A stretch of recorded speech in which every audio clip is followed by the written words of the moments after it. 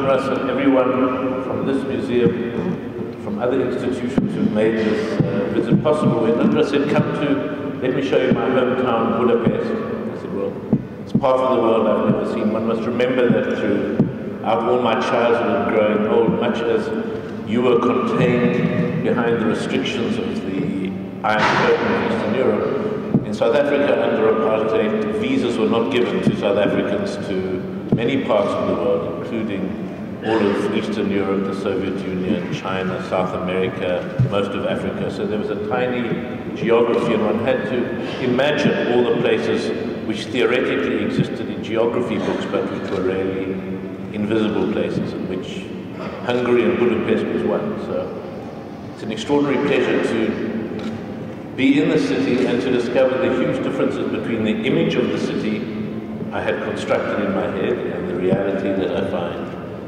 before me. I mean, I think there are often very productive misinterpretations or misunderstandings of either books, texts, geographies, histories, but there are also just great gaps, and this was one in which there was such a gap between how the city presents itself and how I had imagined it. I'm very happy to be here. Thank you all. Thank you very much.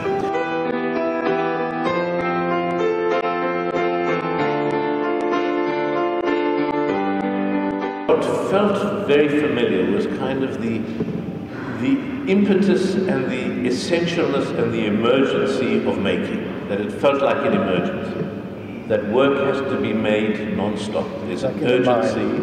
Like in the mind. Like in the mind. There's a sense of having to do the work, of the obsessive energy of Kovasznai making all those thousands of paintings to film.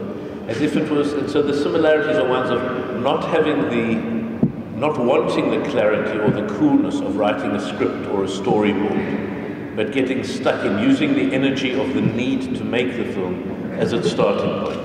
Whether it's in charcoal or in thick oil paint, whether it's a view of Johannesburg or Budapest, that seems secondary to the pressure for making and the excess of making. One thinks when one sees the number of films he made and the amount of work done in that short period,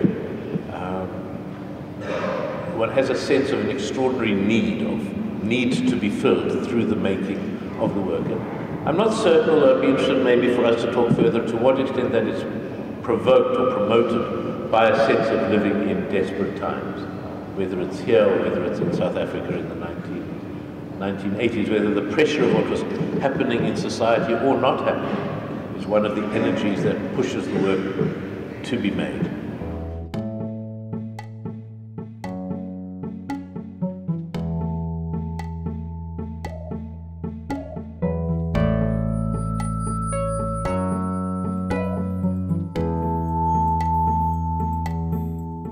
The freedom that comes when you know you're in a situation of failure.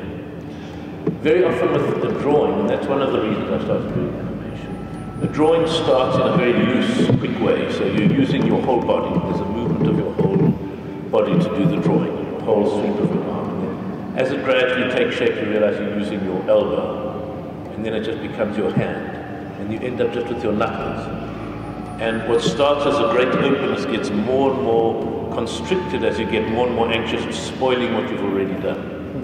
If, however, as you're working, it just gets worse and worse and worse and reaches a point of complete failure, then there's a possibility for large gestures, for erasure, for destruction, for reconstruction to happen. So failure is like a black hole, and on the other side is this whole new universe. Yeah, or disaster, or the paper gets thrown away, or there's a possibility it gets torn up and then it's tearing up. There are new possibilities that are made. So there are many cases in which much better work has come out of something that went through a period of real disaster than something that was sort of okay.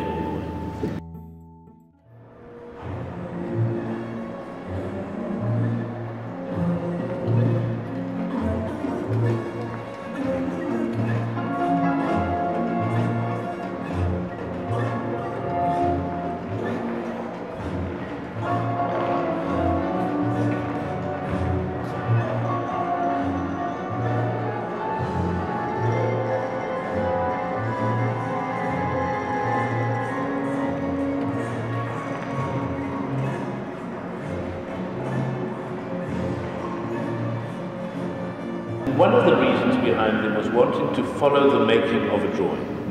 The animations are very simple. There's a sheet of paper put on the back wall of the studio. There's a camera in the middle of the studio. The drawings range in size, but they're generally 1.5 meters by 1 meter.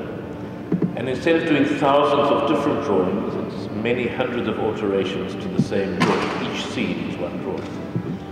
And one of the starting point was saying, let me watch a drawing as it is made, going from a white sheet of paper to a complete drawing, to see if I can find the moment where the looseness and the openness of the early gestures becomes more and more constricted, and the drawing starts closing down.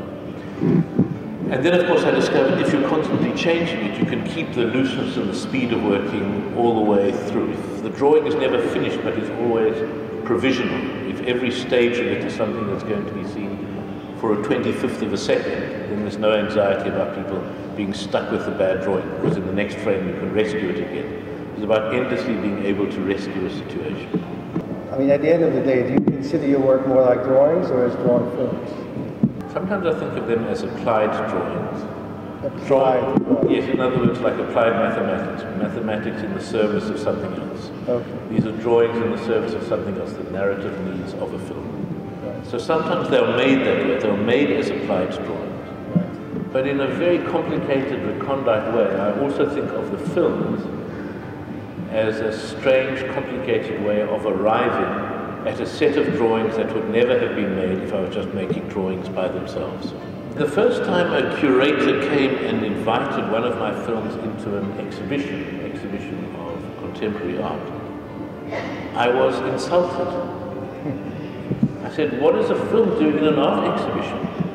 My drawing should be in the exhibition, the film shouldn't be there. How dare you want to show my film? Now, I think the projection outside here is without doubt the largest scale I've ever seen the film projected. Usually they're often projected 2 meters by 1.5 meters, so to have something that is 10 meters by 7 meters is extraordinarily different.